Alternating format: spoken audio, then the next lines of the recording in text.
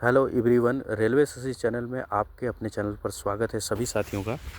तो जो भी बच्चे तैयारी कर रहे हैं, अभी आरपीएफ एसआई का एग्ज़ाम चल रहा था, तो वहाँ पर क्या नोटिफिकेशन आया है उसके लेवल पर मैं बात करने वाला हूँ कि क्या प्रेजेंटी रही बच्चों की और क्या क्या प्रॉब्लम फेस करना पड़ा उनको। वो सभी डिटेल से आप लोगों को ऑफिशियल नोटिस जो जारी हुआ है उसके माध्यम से मैं लेकर के आया हूँ।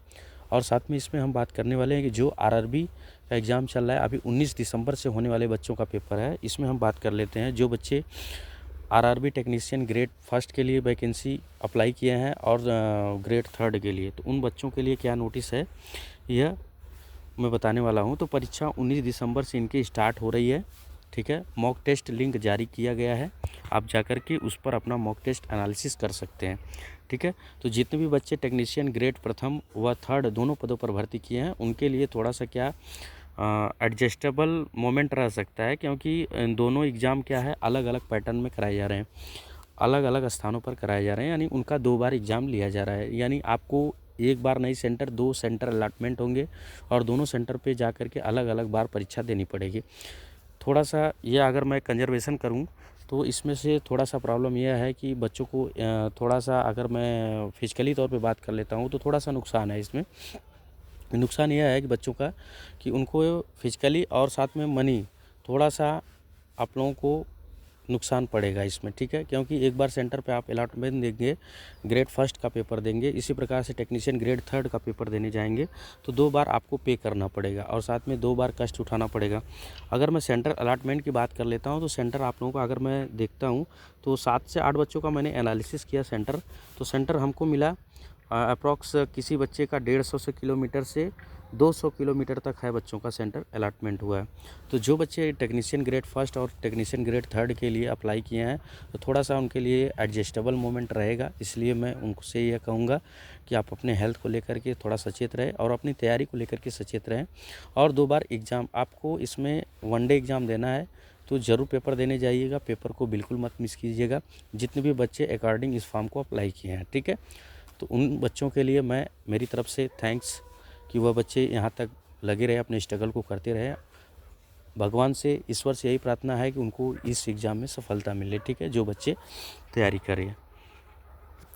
दूसरी बात यहाँ पर हम पढ़ लेते हैं इस नोटिस को। रेलवे भर्ती बोर्ड द्वारा रेलवे में टेक्नीशियन ग्रेड फर्स्ट थर्ड के पदों के लिए 19 दिसंबर से कंप्यूटर बेस्ड टेस्ट यानी सीबीटी प्रथम 1 का आयोजन किया जाएगा। इस भर्ती परीक्षा में बैठने वाले अभ्यर्थियों की सुविधा के लिए मॉक टेस्ट लिंक मंगलवार को जारी किया, ठीक है, मंगलवार को इनका जारी हो गया। आरआरबी द्वारा इन पदों के लिए 19, 20, 23, 24, 26, 28, 29 दिसंबर को सीबीटी का आयोजन किया जाएगा।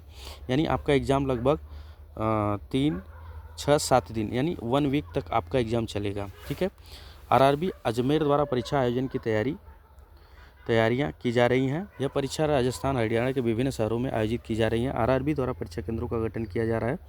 अभ्यर्थियों की सुविधा के लिए जारी किए गए मॉक टेस्ट लिंक पर क्लिक सीबीटी का अभ्यास कर सकेंगे। जिस तरह के प्रश्न पूछे जाएंगे उनके उत्तर किस तरह से दिए जाएंगे। आरआरबी के आधिकारिक सूत्रों का कहना है कि यह परीक्षा भी 3 पारियों में ही कराए जाने की तैयारी की जा रही।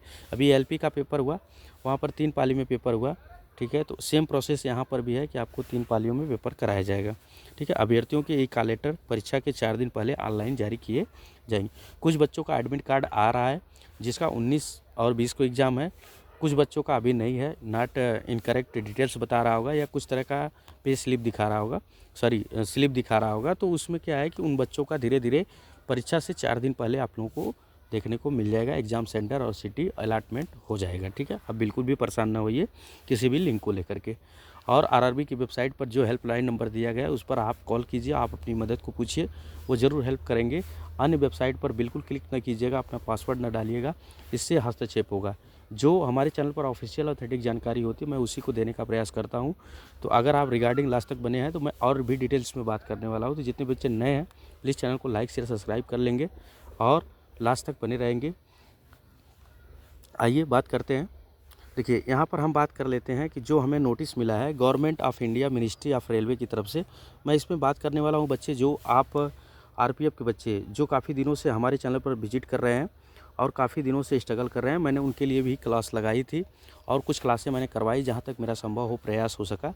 तो आप लोगों का भी वहाँ पर सपोर्ट रहा, इसलिए मैं दिल से थैंक्स करता हूँ उन सभी बच्चों को और उनके स्ट्रगल को मैं एक बार सैल्यूट करता हूँ कि वह बच्चे यहाँ तक बने रहे अपनी तैयारी को लेकर के। जो बच्चे सीरियस है, आज भी कांटेक्ट में है बच्चे, और वह अपनी तैयारी को लेकर के, अपनी एग्ज़ाम सेंटर को लेकर के थोड़ा चिंतित है, तो उस चिंता को मैं अलॉटमेंट कर देता हूँ कि आप बिल्कुल भी निराश न होइएगा।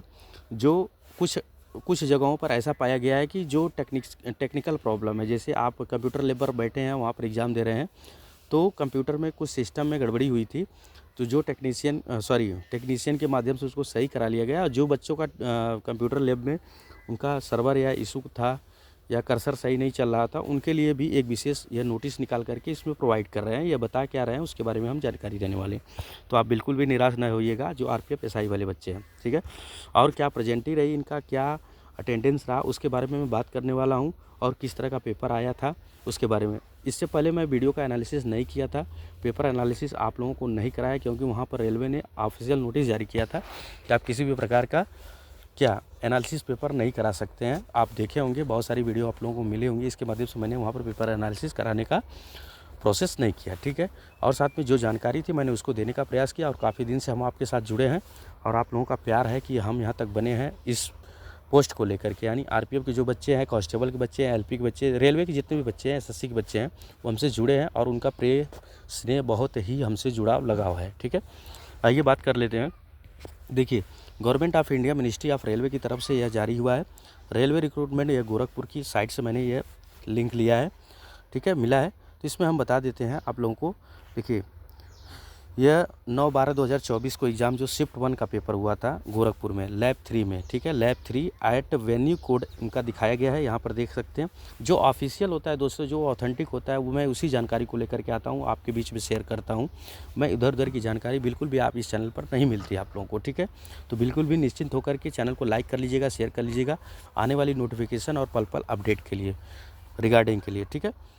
कोई भी जानकारी हो रेलवे की, हमारे साइट पर आप लोगों को देखने को मिलेगी, जो ऑफिशियल ऑथेंटिक जानकारी होती है, ठीक है।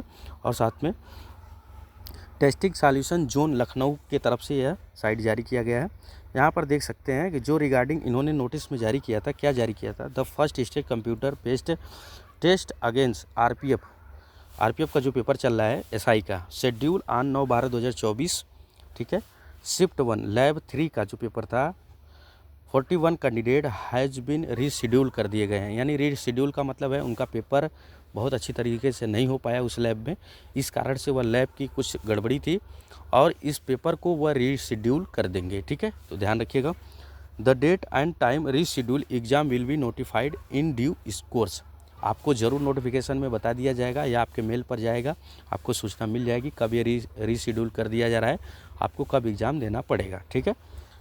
निश्चिंत हो जाइएगा, बिल्कुल भी टेंशन मत लीजिएगा। जो प्रयास होता है मैं उसी को करने का प्रयास करता हूँ। The link viewing the exam city e call letter date downloading travelling authority for SC/ST candidate will be made available on website. उनको वेबसाइट पर ही मिलेगा। SC/ST कैंडिडेट है, अगर ट्रैवलिंग का खर्चा आता है तो उनका बिल्कुल फ्री दिया जाएगा। और साथ में ई कॉल लेटर एग्जाम सिटी आप लोगों को देखने को मिलेगा, या पर्सनल जानकारी के रूप में, ठीक है। कैंडिडेट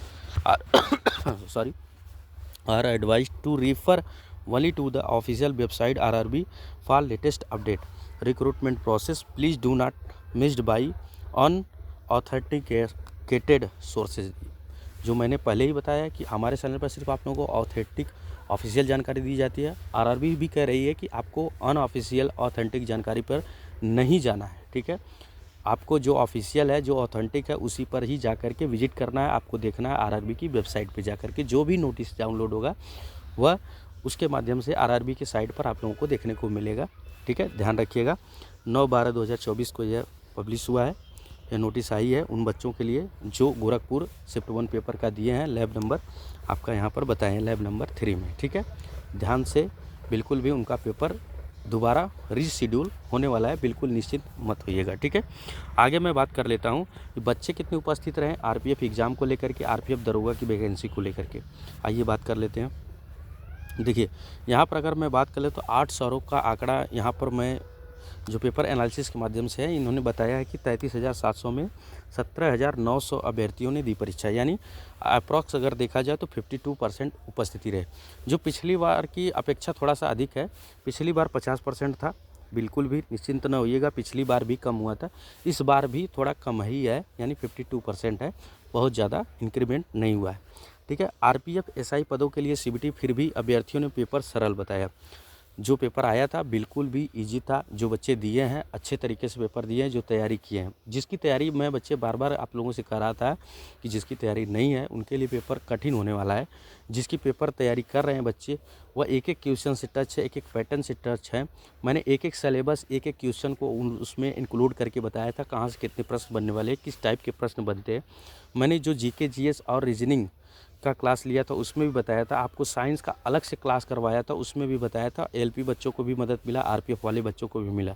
जो एटलीस्ट क्वेश्चंस पूछे जाते हैं, किस टाइप के क्वेश्चन आते हैं, वहाँ पर ज़रूर आप जा करके देखिएगा। लाइव क्लास में मैंने वहाँ पर करवाया है और साथ में पीडीएफ भी उसका बनाया है, कहाँ से कितने प्रश्न बनते हैं। करंट अफेयर्स के भी क्वेश्चंस आते हैं, जीके जीएस, स्टैटिक जीएस, जो भी इंपॉर्टेंट था, किस तरह से लेवल रहता है आरआरबी का, उस तरह से मैंने वहाँ पर पैटर्न कराया और वहाँ से काफ़ी अच्छे प्रश्न भी देखने को मिले बच्चों को। ठीक है, तो बिल्कुल भी आप चैनल पर पहली बार विजिट कर रहे हैं तो चैनल को लाइक कर लीजिएगा, शेयर कर लीजिएगा, साथ में सब्सक्राइब कर लीजिएगा।